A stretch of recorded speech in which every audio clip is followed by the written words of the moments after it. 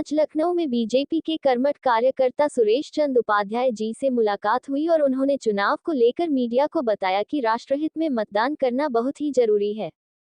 वहीं उन्होंने कहा कि जिस तरह से पार्टियों में परिवारवाद चल रहा है, लेकिन मैं मीडिया के माध्यम से कहना चाहता हूं कि देश की सबसे बड़ी पार्टी बीजेपी पार्टी है, जिसका नेतृत्व मोदी कर रहे हैं। उनके नेतृत्व में चाहे वह बड़े नेता हो या छोटे नेता, सभी अपने अपने क्षेत्र में ईमानदारी से कार्य कर रहे हैं।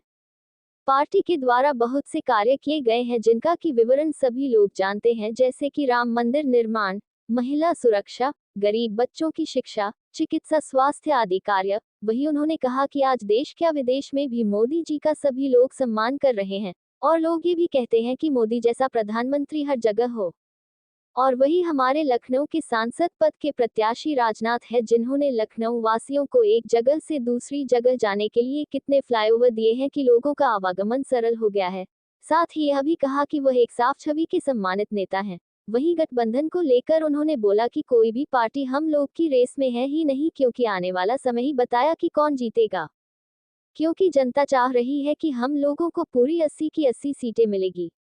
मीडिया के माध्यम से उन्होंने खुल के बोला कि इस बार हमारे प्रधानमंत्री ने 400 बोला है, लेकिन हम देशवासियों से कहेंगे 400 नहीं बल्कि 420 पर। और अंत में उन्होंने कहा कि 3 बातों को कभी न भूल, मोदी, योगी, कमल का फूल। मैं सुरेश चंद उपाध्याय भारतीय जनता पार्टी का एक छोटा सा कार्यकर्ता हूँ। जैसा कि चुनाव नजदीक आ गया है, अब आप लोग किस तरह से तैयारी है बीजेपी की तरफ से? देखिए, चुनाव नजदीक आ गया है। पहले मैं अपने देश की जनता से एक मेरा छोटा सा अपील ये है कि राष्ट्र हित में मतदान करना बहुत ही जरूरी है।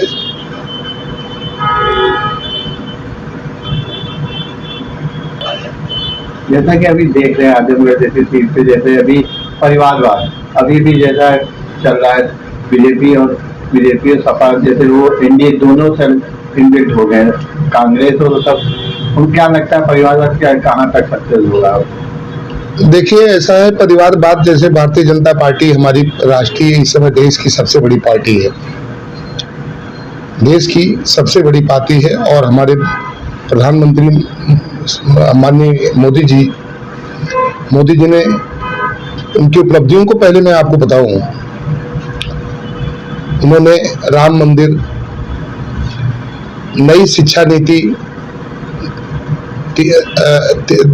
370 महिलाओं को खुले में शौचालय से मुक्ति, सांसद में 33% महिलाओं को आरक्षण, फ्री राशन, आयुष्मान योजना, महिला सशक्तिकरण, प्रधानमंत्री आवास योजना, फ्री राशन, ऐसी कितनी उपलब्धियां मैं अपने प्रधानमंत्री जी का आपके सामने रखूं।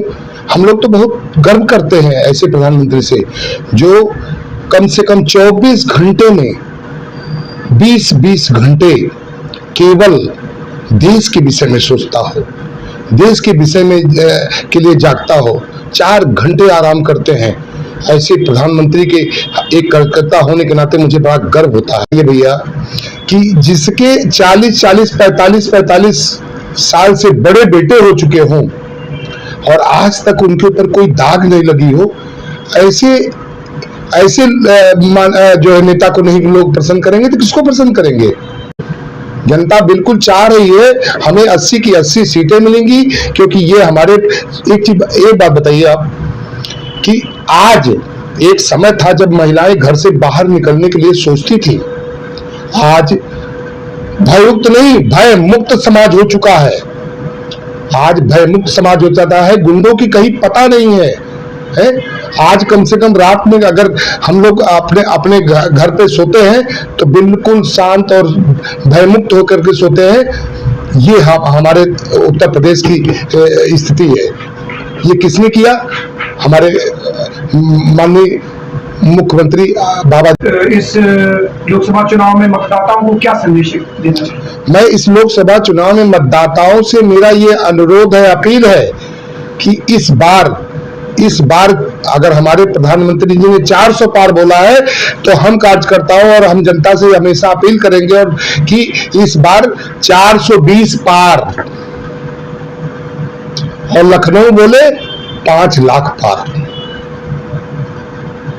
जनता को ये अच्छी तरह से इस चीज को महसूस है कि हमारे देश की रक्षा किसके हाथ में है। एक इसी पे मैं छोटा सा शेर कहना चाह रहा हूं कि रुख बदल दूंगा हवाओं का, रुख बदल दूंगा हवाओं का, गर मेरा साथ निभाते रहिए। और जब भी आवाज उठाऊं तेरे हक के खातिर, मेरी आवाज में आवाज मिलाते रहिए। ये हमारे प्रधान 3 बातों को कभी न भूल, मोदी योगी कमल का फूल। जय जय भारत, जय भाजपा।